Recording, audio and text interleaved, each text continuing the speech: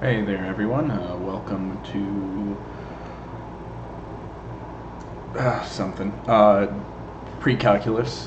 Today we're going to be doing 8.1.1 and this is basically a revisit of limits. So for today what we're going to be working on is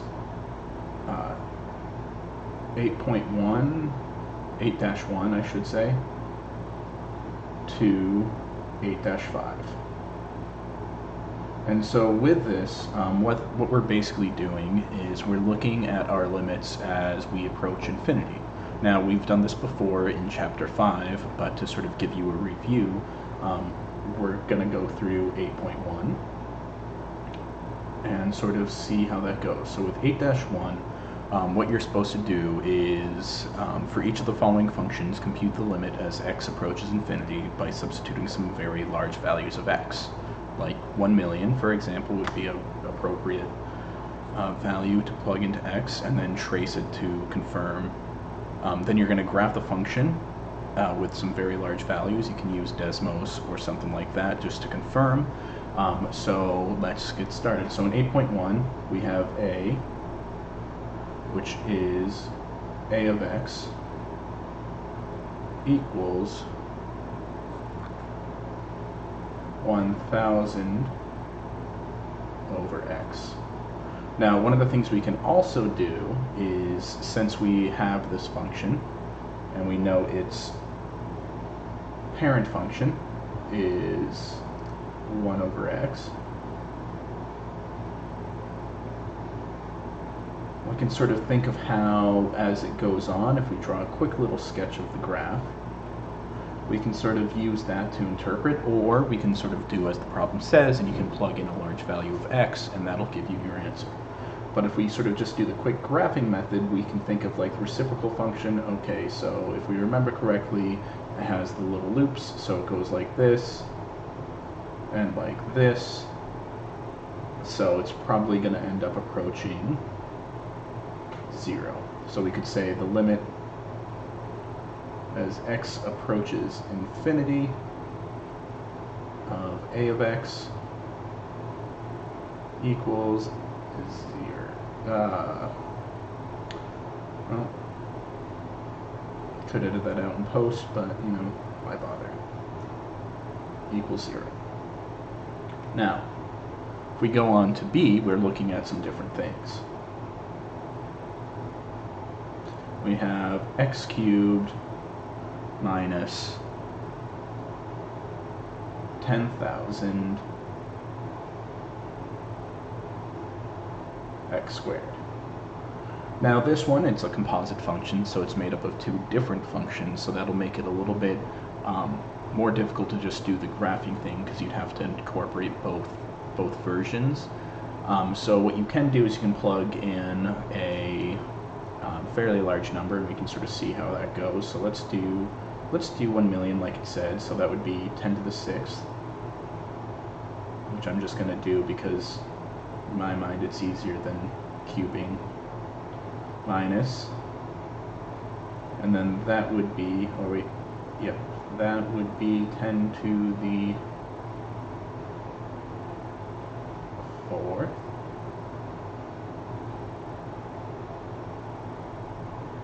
oh whoops, my brain was working right, a little early in the morning. So that would be 10 to the 4th times 10 to the 6th squared. And if we remember, when we have two exponents, what we'll do is we just sort of multiply the exponents, so this becomes 10 to the 18th minus this right here will be 10 to the 12th, and then this will add, so we'll have 10 to the 12 plus 4, which equals 10 to the 18 minus 10 to the 16, which is about, you know, it's still about roughly a couple, like 10 to the 17th basically, with a bunch of 9s. So if we see, then what it basically means is that this part is bigger. So that means as we go along, this will become bigger and bigger, so it's going to look more like this x cubed function. So if we do that,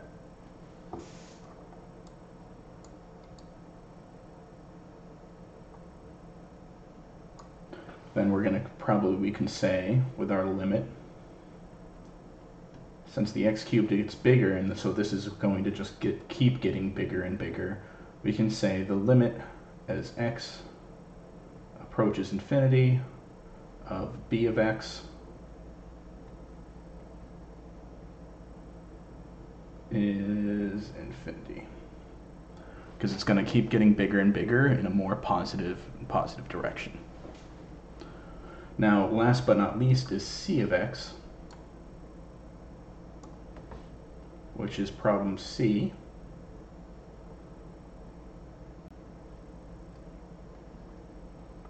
We have c of x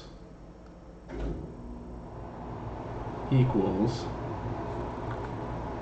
3x squared plus 7x all over x squared plus 1000.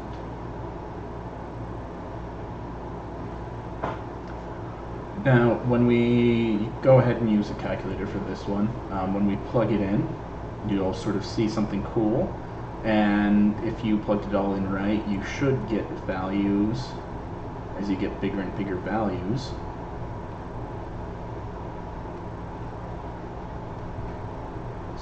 Such that you find the limit as x approaches infinity of c of x equals 3.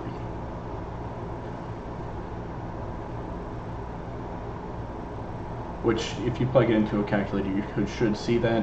One of the things we can do right now is let me actually just load up Desmos.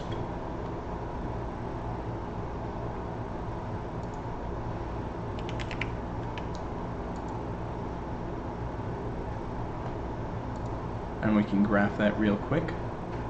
Let me pop it up. So that would be 3x squared plus 7x divided by,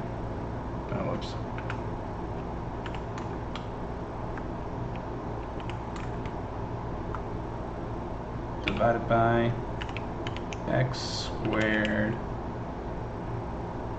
plus 1000. So if we zoom along, so we'll zoom out, and we go all the way, and then let's just zoom in on one of these numbers. So as we can see, it does indeed get really, really close to 3.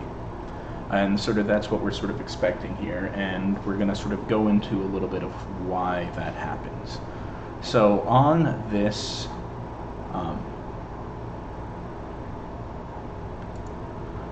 problem, when we look at it, the reason why it approaches 3 has to do, oh whoops, did not mean to do that again.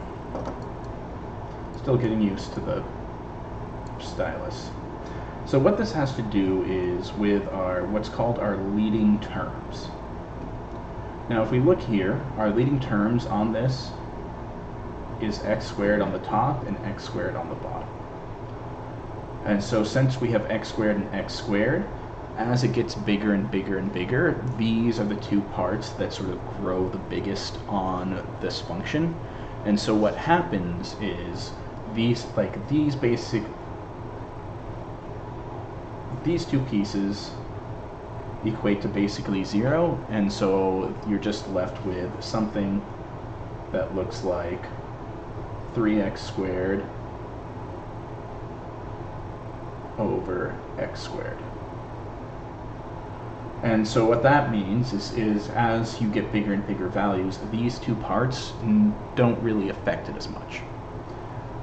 And then as that happens, you end up with just left with what is, the leading coefficients of both the top and bottom, the leading functions, and they end up canceling out and you're left with just that 3.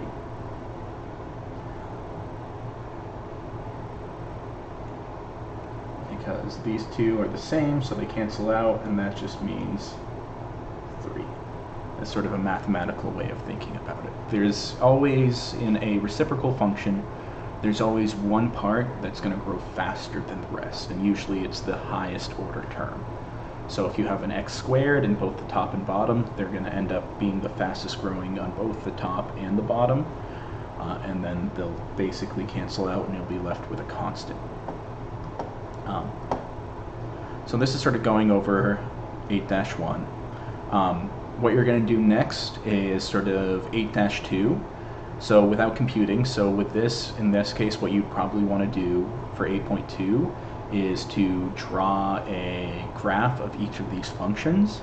A quick sketch. It doesn't have to be perfect, but just doing a quick sketch of each of those will help you if you don't immediately get it, and then you can always use Desmos to double check. The real big thing to do is this race to infinity. As you can see, there is an E tool to use. So this way you will be able to look at this and better evaluate how these functions grow. And so the reason why it's called a race to infinity is all of these are as x approaches infinity, but you're looking at which one grows the fastest. What is the order of growth in all of these terms?